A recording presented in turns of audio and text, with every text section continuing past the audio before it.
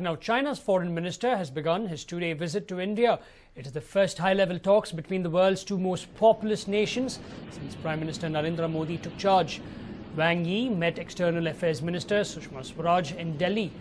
On the agenda would be the meeting scheduled for special representatives to discuss the most pressing bilateral issues of resolving the border dispute between both the sides. He will also meet Modi during his two-day visit.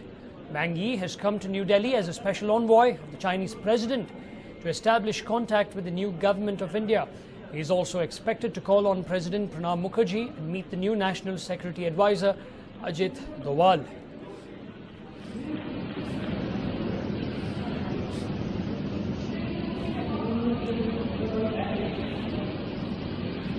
The Chinese foreign minister is also set to meet other Indian government officials, and he is slated to see Modi on Monday.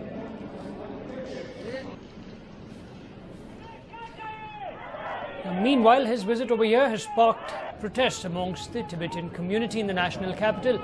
Tibetans are holding protests at various places in Delhi, including Chanakyapuri, the hub of embassies, and Majnu Ka Tila, which is home to the Tibetans.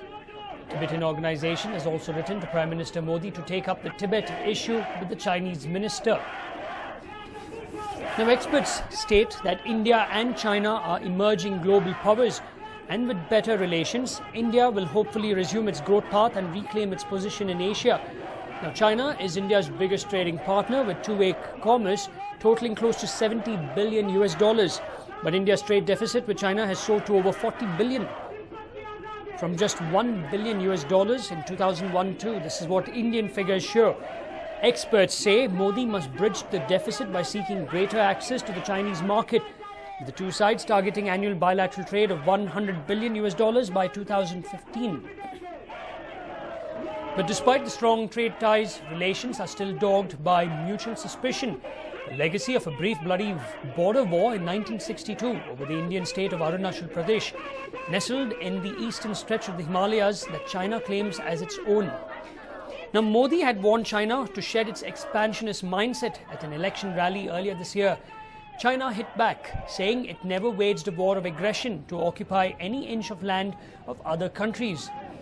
Now, the nuclear-armed nations, both with 1 billion plus populations, are expected to focus on economic ties and border issues during this particular visit.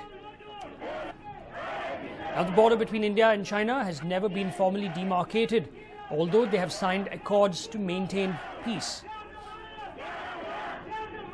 Meanwhile, you can clearly see on the right of the television screen Tibetans protesting in New Delhi. Furthermore, Tibet's government in exile based in India has pinned its hopes on Modi's government to speak up for Tibetans during the minister's visit. In fact, they hope that when he meets Prime Minister Modi tomorrow, this issue will be brought up.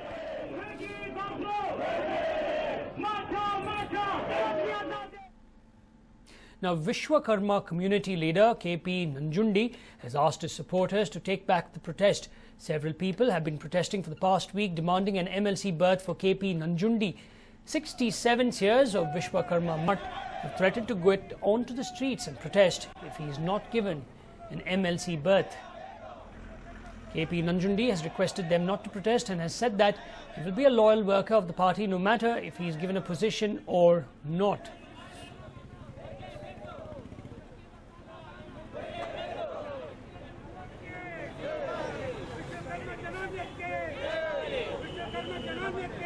Well, in fact, Vishwakarma community leader KP Nanjundi has asked his supporters to stop protesting. And several people have been protesting for the past week, demanding an MLC berth for KP Nanjundi. 67 years of Vishwakarma Mutt have threatened to get onto the streets and protest if he is not given an MLC berth. KP Nanjundi has requested them not to protest and has said that he will be a loyal worker of the party no matter if he is given a position or not.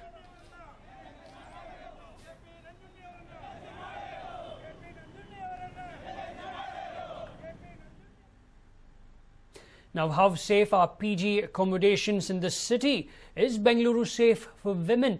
Now, all these questions are back to haunt the city yet again after a rape case came to light in Electronic City.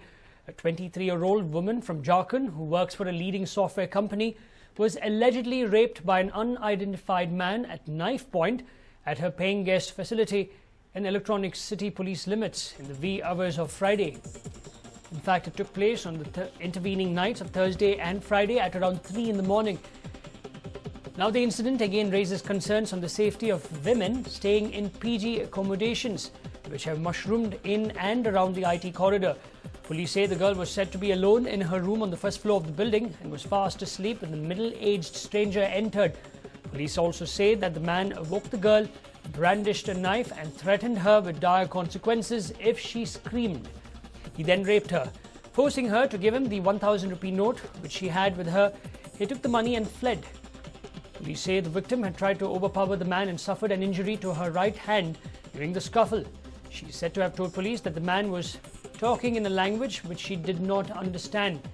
Now, she has been staying at the PG accommodation for the past 2 months and shares a room with another girl who works on the night shift. Before leaving for work, the victim's roommate would lock the door of their room from the outside and throw the key into the room.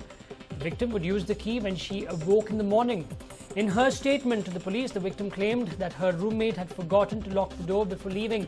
However, the roommate, who was questioned by the police, claimed she had locked the door as usual and thrown the key inside the room. The victim has now undergone a medical examination at St. John's Hospital. Later, we are told family members of the victim who arrived from Jharkhand took the victim away. There are about 40 other women staying in other rooms on the same and upper floor of the building. The police say none of them heard anything that night. The person who runs the PG stays on the ground floor and has told the police that he was awake the whole night since his relative's child was unwell. He told police that neither he nor his family members know when or if a stranger had entered the victim's room.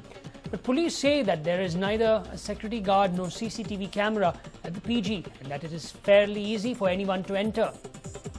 The PG rooms can be accessed from neighbouring buildings. This is what they say.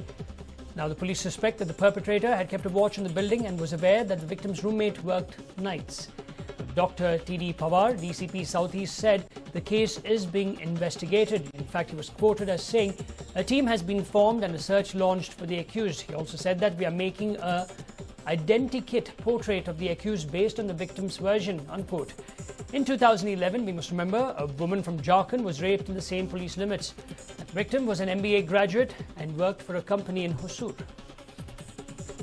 Now, the question that we are asking News9 viewers and also citizens of Bengaluru: how safe are PG accommodations in the city?